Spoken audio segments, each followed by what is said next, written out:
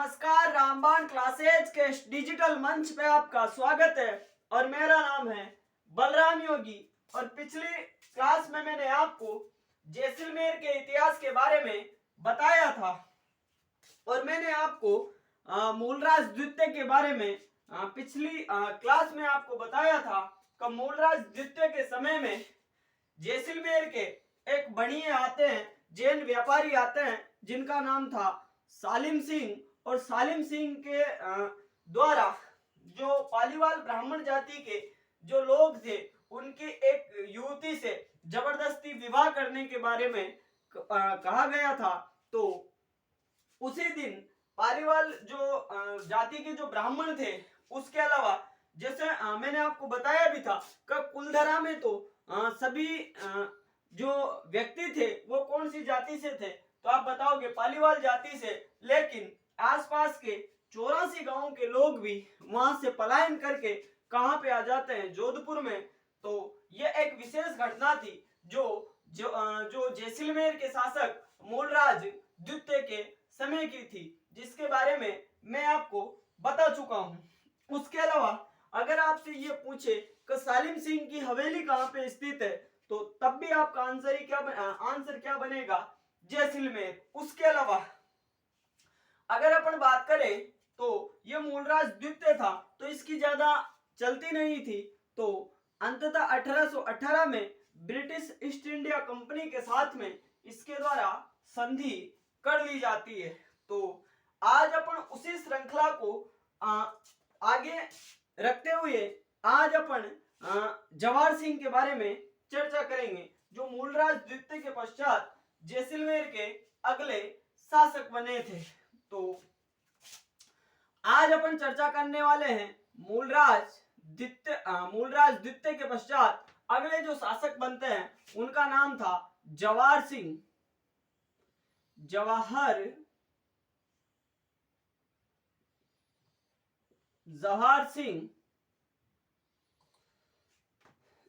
सिंह तो आजादी के समय ये जैसलमेर रियासत के शासक थे। तो आजादी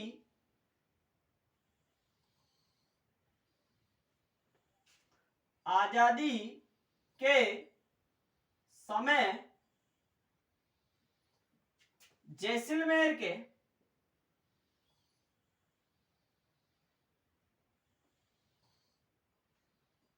आजादी के समय जैसलमेर के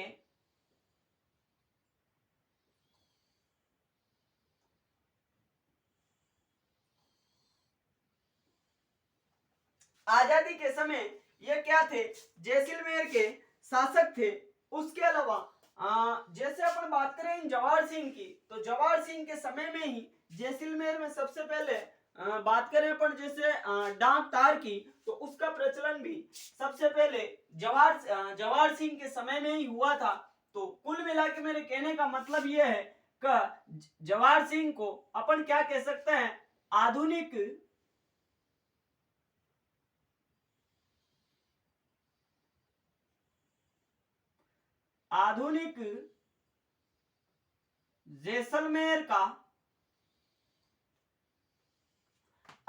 जैसलमेर का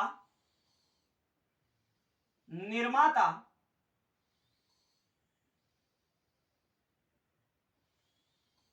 कहा जाता है।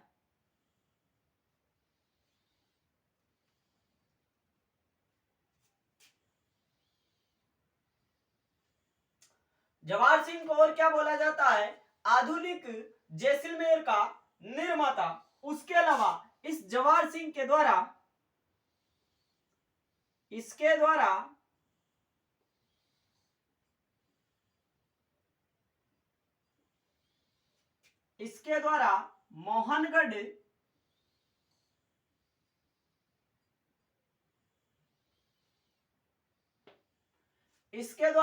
मोहनगढ़ दुर्ग या मोहनगढ़ किले का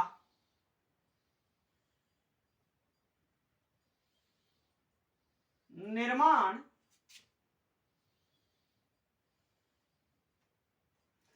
जैसलमेर में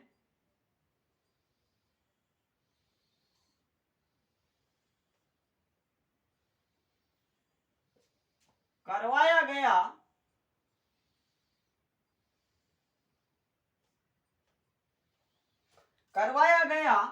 जो भारत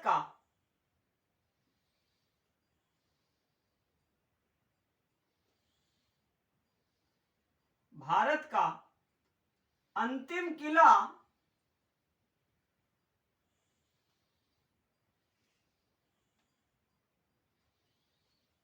माना जाता है।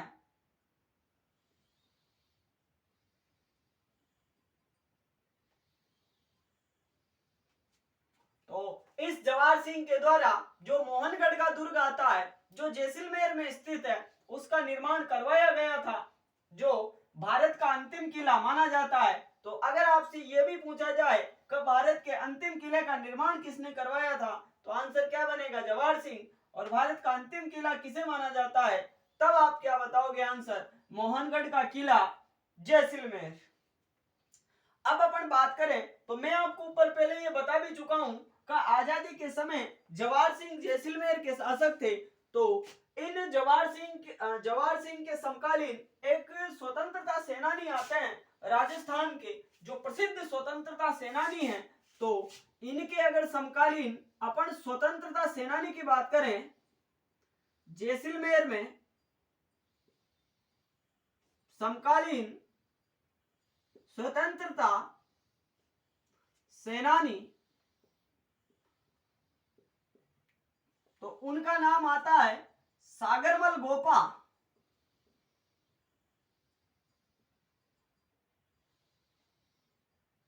सागरमल गोपा।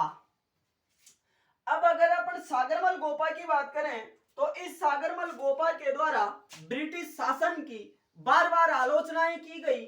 उसके अलावा ये जो जैसलमेर के शासक थे जवाहर सिंह, इनके बारे में भी ये आलोचना करते थे। तो ये जो बात थी आलोचना वाली, ये जवाहर सिंह और अंग्रेजों को क्या करती थी? चुभती थी। तो अंग्रेजों और इस जवाहर सिंह के द्वारा ये जो सागरमल गोपा है, इसके जैसलमेर प्रवेश पर रोक लगा दी गई थी। अर्थात ये सागरमल गोपा जैसलमेर में प्रवेश नहीं कर सकते थे और इनके पिता की मृत्यु के अवसर पर भी इन सागरमल गोपा को जैसलमेर में प्रवेश करने की अनुमति नहीं दी गई थी। फिर 1942 के आसपास ये सागरमल गोपा जैसलमेर वाले क्षेत्र में आते हैं और इनको गिरफ्तार कर लिया जाता है और जेल में केरोसिन डालकर अमानवीय यातनाएं देकर इनको जिंदा जला दिया जाता है। तो ये बात भी कई बार पूछी गई है। तो पहले मैं आपको इनकी पुस्तकों के बारे में बता देता हूं। अगर अपन सागरमल गोपा की अगर पुस्तकों की बात करें तो पुस्तकों में आप बताओगे जैसलमेर का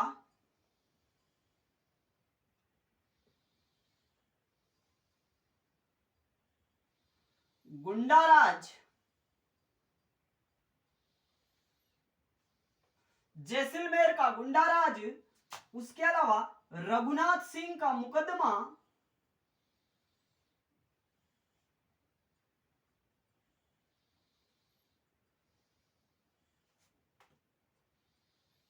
रघुनाथ सिंह का मुकदमा,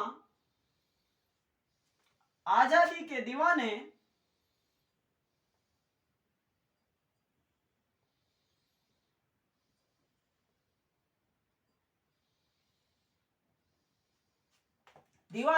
तो ये तीन पुस्तकें इस सागरमल गोपा के द्वारा लिखी गई थी।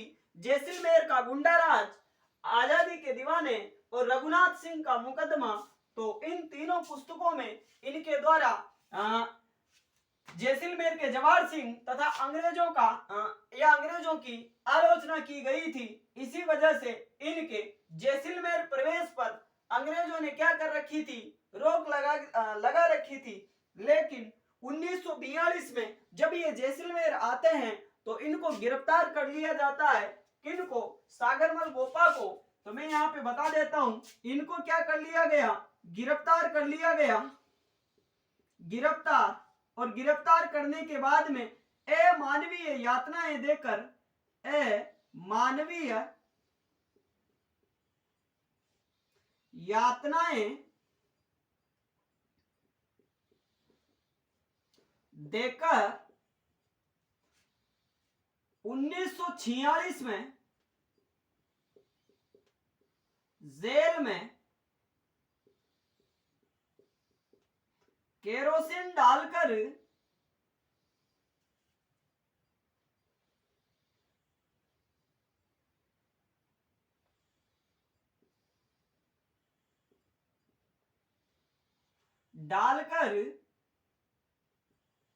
जिंदा जला दिया गया।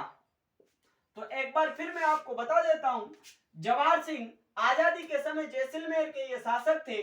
आधुनिक जैसलमेर का निर्माता भी किसको बोला जाता है? जवाहर सिंह को। उसके अलावा इनके द्वारा मोहनगढ़ के किले का निर्माण करवाया गया था, जो भारत का अंतिम किला माना जाता है। फिर मैंने आपको बताया कि जवाहर सिंह के समकालीन एक स्वतंत्रता सेनानी आते हैं जिनका नाम था सागरमल गोपा, और इस सागरमल गोपा के द्वारा 3 पुस्तकें लिखी गई, जैसलमेर का गुंडाराज, रघुनाथ सिंह का मुकदमा और आजादी के दीवाने। उसके अलावा जब ये अंग्रेजों और जवाहर सिंह की आलोचना करते थे तो इनके जैसलमेर प्रवेश पर रोक लगा रखी थी। तो जब ये 1942 में यहाँ पे आते हैं जैसलमेर में, तो इनको गिरफ्तार कर लिया जाता है और अमानवीय यातनाएं देकर इनको जेल के अंदर ही केरोसिन डालकर जिंदा जला दिया जाता है। तो एक बार तो यह प्रश्न पूछा गया था कि जेल में केरोसिन डालकर किसे जिंदा जलाया गया था, तो आपका आंसर क्या था? सागरमल गोपा। और एक बार यह पूछा गया था कि किसको अमानवीय यातनाएं देकर जिंदा जलाया गया था, तो वहां पे भी आपका आंसर क्या था? सागरमल गोपा। और बात करें अगर इनके निधन की, तो निधन हुआ इनका, निधन की बात करें तो निधन हुआ इनका 1946 में। और जब मैं आपको राजस्थान के प्रमुख स्वतंत्रता सेनानी पढ़ाऊंगा तो उस समय आपको इन जितने भी जो स्वतंत्रता सेनानी आते हैं उनके बारे में जो इंपॉर्टेंट जानकारी है वो मैं आपको उस समय बता दूंगा। तो आपको अभी के लिए ये याद रखना है। अब अपन एक नए चैप्टर की शुरुआत करने वाले हैं। तो आपके लिए यह था जैसलमेर रियासत का इतिहास, जो मुख्य रूप से रिट के लिए है। बाकी आप अन्य कोई भी प्रतियोगी परीक्षा की तैयारी करें, आप इनको अच्छे से नोट कर लें और आगे पढ़ते रहें। तो यह था जैसलमेर का इतिहास।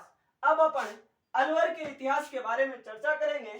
तो अलवर का इतिहास मैं आपको अगली क्लास में बताऊंगा, लेकिन अभी अपन अलवर के बारे में कुछ जानकारी लेते हैं।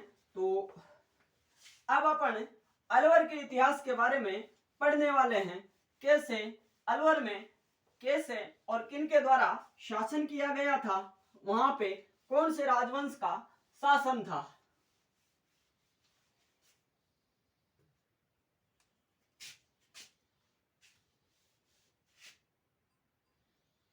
अलवर रियासत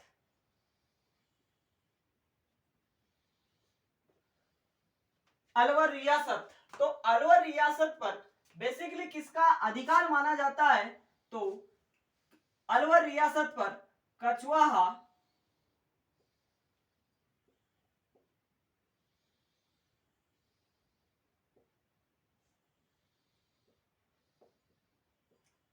वंश का शासन था। यानी अलवर पे जो अलवर रियासत थी, उस अलवर रियासत पर किस वंश का शासन था? कछवाहा वंश का शासन था।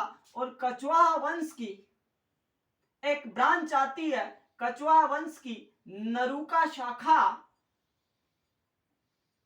नरूका शाखा का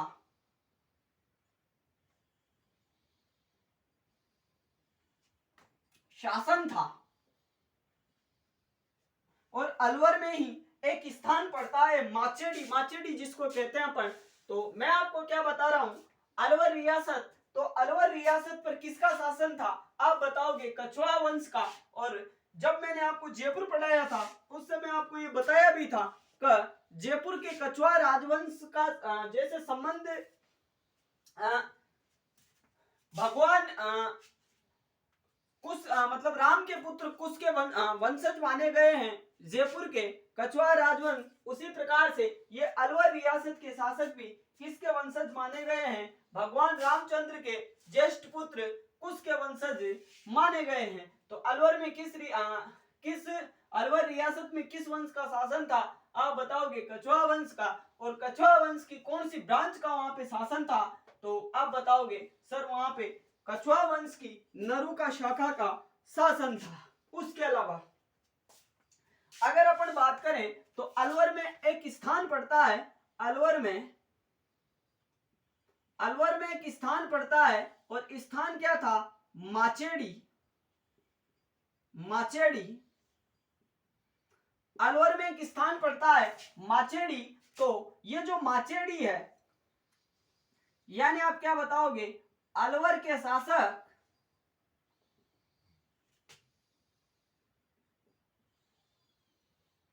माचेड़ी के सामंत थे। माचेड़ी के सामंत थे। तो ये थी अलवर रियासत। इसके अलावा इसके जो शासक हैं, कौन इस अलवर रियासत का संस्थापक था, तो उनकी चर्चा अपन अगली क्लास में करेंगे। तो आज मैंने केवल आपको ये बताया है कि अलवर रियासत में किस वंश का शासन था। तो आप बताओगे कछवाहा वंश की नरुका ब्रांच का यहाँ पे शासन था। और अलवर में एक छोटी सी रियासत पड़ती है जिसका नाम है माचेड़ी। तो इस माचेड़ी पर अलवर रियासत के इन शासकों का शासन था, अर्थात माचेड़ी के ये सामंत थे जो अलवर के शासक थे। तो आगे कैसे किस प्रकार से इस वंश के शासकों के द्वारा आगे शासन किया जाता है, तो उन सब की चर्चा करेंगे अपन अगली क्लास में। तो आज की क्लास और अभी के लिए इतना ही। धन्यवाद। आपका दिन शुभ हो।